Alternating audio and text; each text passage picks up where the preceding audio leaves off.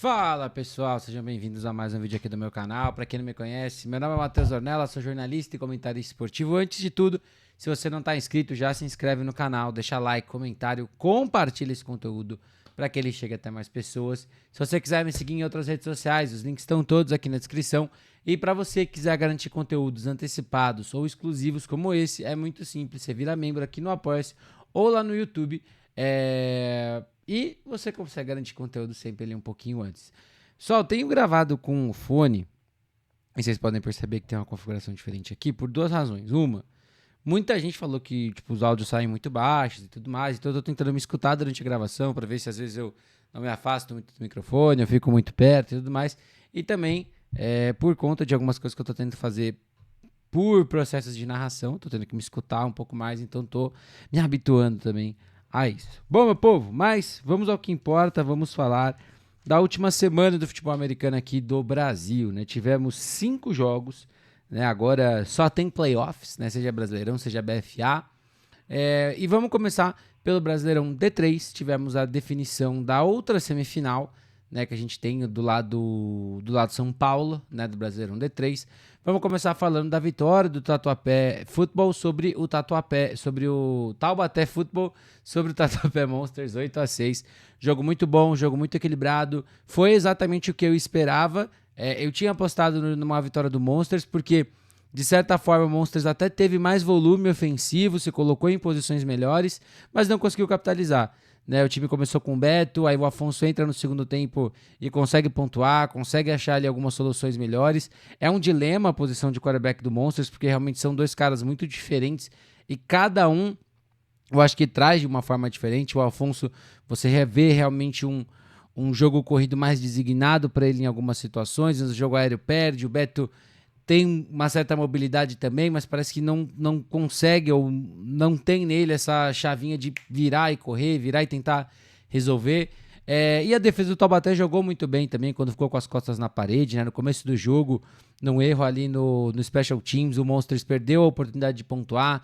No segundo quarto também conseguiu segurar o Monsters ali perto da sua própria end zone. E a equipe do Taubaté conseguiu capitalizar da sua forma, né? O Fonseca foi o quarterback, né? O Monção não jogou nessa partida. O Rafa fez às vezes de quarterback em algumas situações, e nesse jogo a gente teve para mim a maior ironia do mundo, que é o Fonseca fazendo um passe para touchdown do Rafa, né? O Fonseca na posição de quarterback, né? O Lucas, eu sempre falei que eu nunca questionei tanto a questão da qualidade dele ser um bom ou não um quarterback, nada do tipo. Mas eu acho que você abre mão do seu principal recebedor verticalmente falando. Tanto que, em situações com o Rafa de quarterback, ele entrava ali para ser uma jogada pendurada e tudo mais. E é o que ele faz, né? Eu acho que outros recebedores apareceram bem também.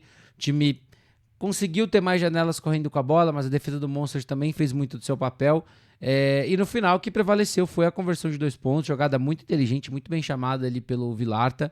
Numa corrida com o Rafa, mas esse time do Taubaté precisa tomar alguns cuidados com os special teams, alguns errinhos que a gente viu nesse jogo, tomar mais alguns cuidados também, né? Defensivamente eu acho que o time jogou bem, o ataque do Monsters não conseguiu impor um pouco mais da fisicalidade que eu achei que conseguiria, né? E foi o que eu esperava, um jogo bem apertado, o Taubaté estava com alguns desfalques, o Monsters tem um time muito novo, né? Em várias facetas.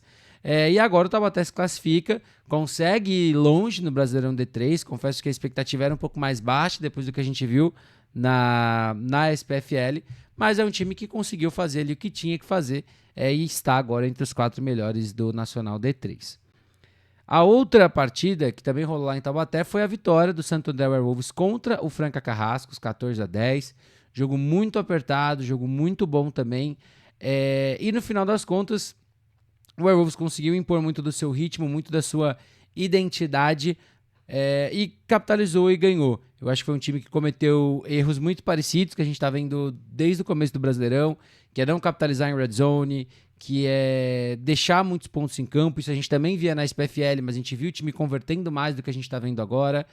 Mas foi um jogo bom do ataque, principalmente quando o time tomou a frente, porque a equipe conseguiu controlar o relógio, conseguiu gastar muito tempo, não dar oportunidades para o Franca Carrascos. Mas verdade seja dita, o ataque de Franca jogou mal. Eu acho que se você tira o touchdown mesmo. Tem poucas coisas positivas desse ataque. É um ataque muito voltado para o big play e isso me incomoda muito. O João como quarterback, algumas tomadas de decisões não são boas, né? Isso afeta muito ele também. É um cara que sempre está tentando sobreviver na jogada e isso atrapalha muito o processo de decisão, de leitura. Então eu acho que a equipe tem material para tentar mudar um pouco do seu estilo de jogo, seja usar mais um jogo terrestre designado com quarterbacks, trabalhar um pouco mais de conceito de uma RPO simples ou um quick game, né? Fazer passes mais rápidos e deixar a velocidade dos seus recebedores aparecerem depois da recepção. Eu acho que o time peca muito nisso.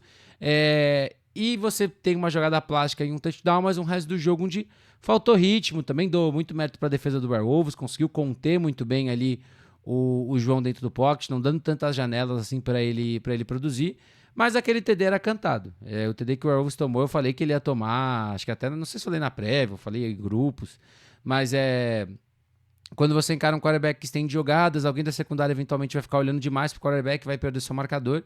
Mas no geral foi um jogo muito bom da defesa. Eu acho que o ataque entregou muito bem, variando muito o running backs. O True, né, que era do Santos, do Palmeiras, tá com essa equipe de Santo André agora pro Brasileirão, e é um cara que apareceu no ataque, correu bem com a bola. Iago correu muito bem. Iago que tá tendo estatisticamente a melhor temporada da carreira dele, né? Acho que a primeira temporada que ele tem ali acima de 10 TDs passados, é um cara que corre muito para touchdowns. Eu não tô com a estatística correta aqui, mas foi um cara que realmente é muito do que a gente sempre fala, muitos desafios que os times têm, que o Werewolves se adaptou à realidade do seu elenco e transformou um cara que não seria quarterback na grande maioria dos times em um cara sólido para o seu plano de jogo. Um cara que vende muito bem o jogo terrestre, seja ele correndo ou não.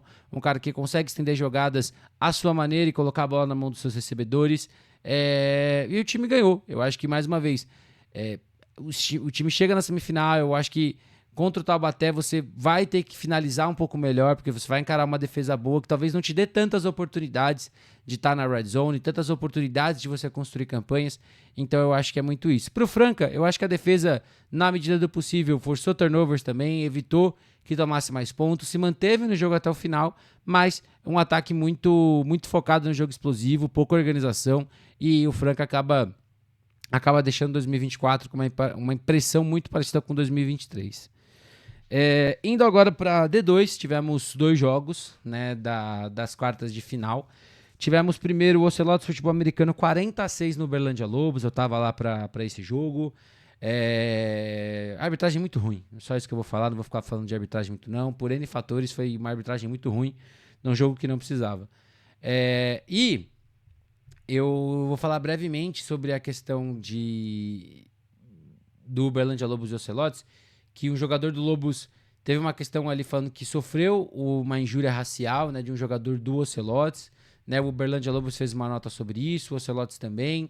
Isso está sendo visto pelo STJD já da CBFA, mas eu confesso que é uma situação muito delicada, como sempre é, e na súmula não foi relatado pela arbitragem, né? Diferente do que a gente teve no caso do Goianos, por exemplo, onde um árbitro confirmou, né? E aí o caso degringolou numa afirmativa muito mais fácil, mas é algo que tem que ser muito bem visto, falado com todas as pessoas, investigado. Não é uma coisa normal, não é uma coisa que tem que acontecer, não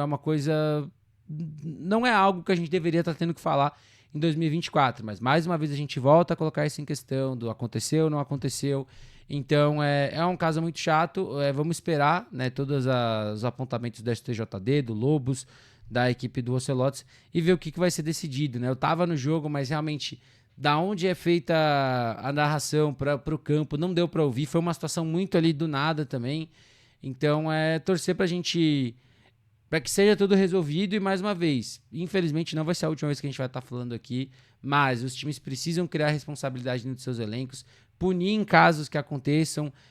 O próprio Goianos, que passou por isso na abertura do Brasileirão, mudou muito da sua própria forma de olhar para dentro do seu time. Então eu acho que é algo que vai além do esporte, né? A gente vê ligas como o NBB com tratado antirracista, né? E pequenas e grandes coisas que podem ser levadas para o dia a dia de todos os seus jogadores e torcedores. Então eu acho que é algo que é mais um aprendizado de uma situação como essa, né? Mas falando do jogo, eu acho que o Ocelotes conseguiu uma vitória boa, uma vitória esperada. Eu acho que eu realmente não tinha muitas expectativas que o Uberlândia Lobos faria à frente, principalmente pela questão física, né? O time não conseguiu correr muito bem com a bola com o Rafael.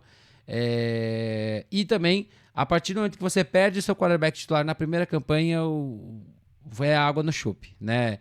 O Pepe Narducci, né, que é meu amigo, que começou a jogar futebol americano esse ano, assume a bronca, até teve um passe para touchdown, mas ele realmente estava muito cru para esse jogo, né? Não tem outra forma de falar. Eu acho que ele também tem consciência disso. Acabou sendo colocado contra uma das melhores defesas da D2, que é uma defesa muito física, que gera muita pressão, que te força a errar, e ele errou, né? Então isso faz parte do jogo, né? Parte do crescimento, né? E infelizmente foi algo que no momento que acontece, a gente já fica com uma sensação de que o jogo não tem muito para onde ir, né? E somado a isso, é um Ocelotes que começou muito bem, começou pontuando, né? E é engraçado como a gente não vê muita coisa diferente desse time. A gente até pode ver, de repente, uma forma de uma jogada, uma coisa ou outra, mas é um time que basicamente sobrevive ofensivamente das mesmas coisas, né? Que é Derão correndo com a bola, Crow aparecendo. O Crow teve 3 TDs no jogo, e se solidificou mesmo, né? Um cara que se identificou muito com o Ocelote se identificou com ele e joga muito bem no ataque, teve interceptação na defesa, e é um encaixe muito bom, um complemento muito bom que essa equipe do Ocelotes tem. O John fez uma boa partida também, né? O receiver camisa 17, teve 2 touchdowns. O Derão teve seus bons e maus momentos passando a bola, como sempre teve.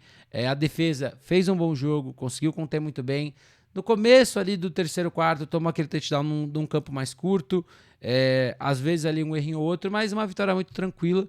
Pro Lobos, eu também acho que é um time que jogou muitos jogos essa temporada, então tá de parabéns. Chegou ali pro jogo com vários desfalques, mas que brigou até o final, jogou até o final, fez o melhor que pôde, né, até o final do jogo. Teve uma interceptação na última jogada da partida. E é o aprendizado para o ano que vem, né? Uma equipe que está numa construção, está numa crescente, tem que fomentar essa galera que chegou, continuar construindo elenco e seguir com o projeto lá da cidade de Uberlândia. A outra partida foi Londrina Bristol Becks 28-20 contra a Matilha dos Vales. Um jogão de verdade. O Bristol, o hype do interior segue com tudo aí. E eu tava bem curioso para esse jogo. Eu imaginava que seria o jogo mais apertado dessas quartas, né, junto com Goianos e Vipers, que vai rolar nesse sábado.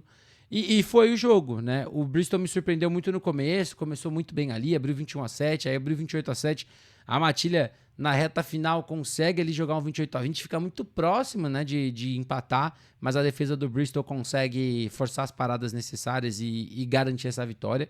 E é um jogo que você pode olhar de diversas formas, né? O ataque do Bristol usando os mesmos caras, mas atacando de formas diferentes, né? Perry com 2 TDs verticais, Favaro com 2 TDs também. Só que você vê os jogadores sendo utilizados no passe mais curto, no passe médio e na profundidade. Então você está conseguindo explorar bem isso. Outros recebedores que apareceram menos foram importantes para garantir, né, primeiras descidas, para garantir bons avanços para essa equipe do Bristol. E o jogo terrestre foi bem honesto, né? Não foi um super destaque, né? No final do jogo, talvez um jogo terrestre mais vitaminado teria ajudado o time a matar o jogo de vez, mas foi honesto, manteve a defesa da Matilha meio que em alerta sempre, então cumpriu o seu papel. Não é a cara do Bristol mesmo, não é um ataque que vai correr muito com a bola, e eu já, assim como eu falo do Bravos, tem times que realmente são moldados e que conseguem jogar melhor dessa forma. Mas uma preocupação que eu fico, que me deu um pouco também da sensação depois do jogo do Vikings, né? É um time que parece que na parte final acaba não conseguindo manter o mesmo ritmo do começo, que é óbvio pelo cansaço e tudo mais, mas talvez o time precise de alguns planinhos ali para essa parte final do jogo, né? Em como tentar matar, como tentar trabalhar coisas diferentes, né? O Brian tá muito bem na posição de quarterback para o time e acho que é um pouco disso. Mas também eu não quero deixar num ar como se a Matilha tivesse... a Matilha se recuperou porque o Bristol jogou mal. Não, a defesa da Matilha jogou um bom segundo tempo. O ataque da Matilha apareceu pro segundo tempo. O problema é que o ataque da Matilha apareceu tarde, né? Quando a gente pega a primeira campanha, o time vai até o campo de ataque, perde uma quarta descida. Depois tem uma campanha praticamente ali na end zone e sai zerado. E no final das contas isso pune, né? Um time que mais uma vez não conseguiu correr com a bola, então o Jordan teve que improvisar muito. Stephens apareceu de formas diferentes, aparecendo no jogo mais curto de screen, bons bloqueios também para ele conseguir desenvolver com o seu ataque, mas a OL acaba, na minha opinião, mais uma vez, deixa um pouco a desejar, porque o Jordan tem que improvisar muito, e mais uma vez, situações em que ele perde algumas janelas porque ele tá tentando sobreviver com recebedores mais abertos, mas foi um jogo muito bom, a equipe se provou numa briga até o momento final da partida. Foi um bom jogo da equipe da Matilha, que também teve uma baita viagem, também estava com o elenco reduzido e conseguiu fazer frente a um bom Bristol Becks, né? A defesa no segundo tempo jogou muito melhor depois do touchdown, né? Que sofreu o quarto e o último, e manteve o time no jogo. Special Teams colocou o time ali para brigar até o final. Mas o Bristol, né, principalmente pela arrancada do primeiro tempo, conseguiu garantir a sua vitória e foi um jogão, né? A verdade é essa, foi um jogão. Falando em jogão, agora a gente vira a chavinha para falar da BFA, né? Tivemos a semifinal entre Recife Mariners e Timberrex, vitória do Recife Mariners 26-14, né? O Nordeste volta a ter um representante na grande final aí da Liga BFA, o jogo que será em Recife, inclusive, né? No dia 1 ou no dia 8, né? A depender do que vai rolar na outra semifinal, inclusive já tem, né, análise desse jogo. Eu não vou fazer de novo essa semana, então você já tá vendo aqui, vai pra lá. E esse jogo é muito engraçado, né? Começou com o Rex dominando, conseguindo ofensivamente fazer o que queria, defensivamente conseguiu tirar rápido a equipe do Mariners do jogo, mas pra mim, eu acho que a grande questão do Mariners, que foi o que faltou no ano passado, que é o que a gente fala de aprendizado, o time teve paciência pro seu jogo encaixar. Eu acho que o Álvaro Fadini não fez uma baita partida passando a bola? Não. Mas quando importou, ele pegou e correu para first down. Quando importou, ele conseguiu colocar a bola no lugar certo. Manteve sempre o ataque em campo. E uma coisa que eu bati na tecla muito, muito, muito pela primeira vez na temporada, a OL do Mariners, na minha opinião, chegou e botou na mesa, pô. Sofreu 7 tackles for loss. Beleza, correu para quase 150 jardas. Mesmo assim. Então, E falando desse composto, OLs e tudo mais, e jogos grandes, cara, é por isso que o Lucas Adolfo tá na seleção, depois desse jogo. Às vezes a galera vem falar de alguns nomes pra gente, tudo mais, e tem muito cara que se esconde na hora que importa. E o Lucas Adolfo é jogador de jogo grande, mano. Eu sou fã incondicional do Fofo jogando. É um running back que eu gosto do biotipo, do estilo, de como joga, special teamer. Teve o primeiro TD do jogo, né, num bad snap do Timberrex, que inclusive aconteceu em todos os jogos da temporada, né? E finalmente o Rex sentiu o peso do erro dos special teams numa vitória. Ele estava lá na briga no bolo, foi ele que pegou e pulou para end zone, conseguiu ali um touchdown no final, foi crucial para mover as correntes, para garantir boas corridas. E assim, é um dos motivos que você tem um cara desse na seleção. Tipo, eu realmente gosto muito dele, aparece quando importa. E foi fundamental para esse ataque do Mariners que começou mal, que o jogo aéreo realmente deixou a desejar. E aí a gente pode colocar condições do campo, né, situações ali. O time estava treinando, né, estava treinando a sua melhor maneira em Recife, né, para tentar lidar com questão de bola molhada, com um campo mais pesado e tudo mais. Mas na hora do jogo é diferente. Você não conhece o campo, você não está acostumado, né? O campo de Timbó é realmente o campo mais pesado, que dá para você ver, né, nas imagens, que realmente fica muito mais pesado quando a chuva vem.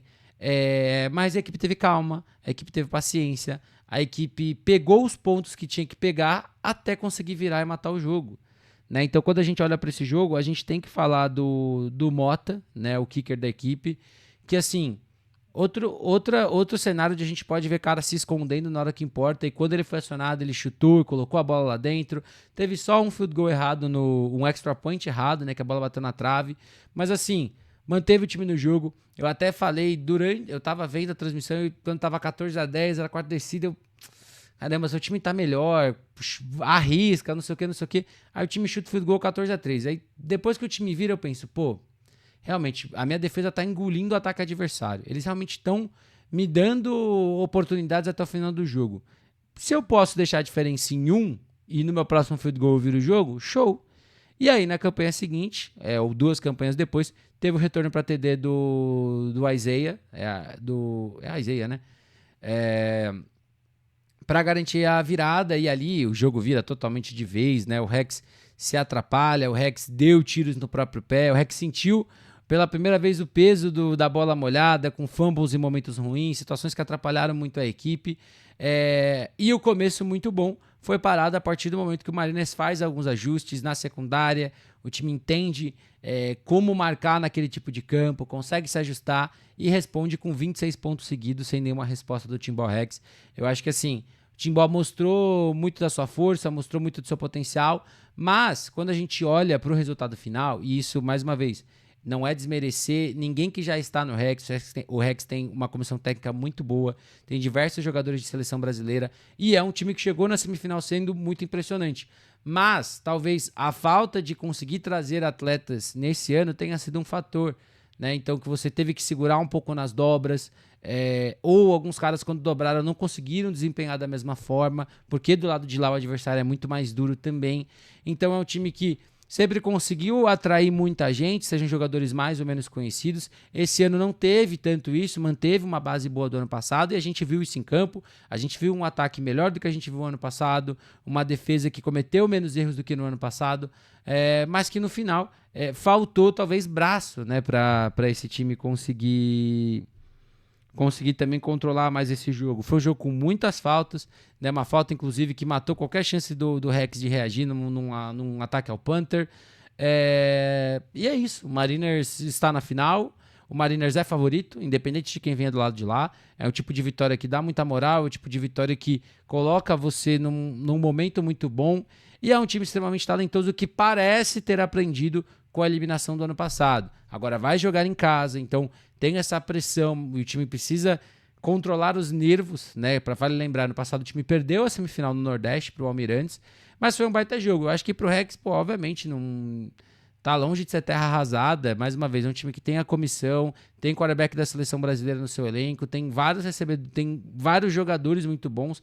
A gente cansa de falar, Pichete, Munir, o Henrique, o Caio, né, jogador de secundária que voltou pro time esse ano. Então, talento não falta, eu acho que falta um pouco mais de profundidade para esse elenco, para que você consiga acabar um pouco com essas dobras e todo mundo jogar 100% na posição que tem que jogar, mas é uma das novas realidades do futebol americano e o Recife Mariners está na final. E o vídeo é esse, meu povo. Vou ficando por aqui e até a próxima.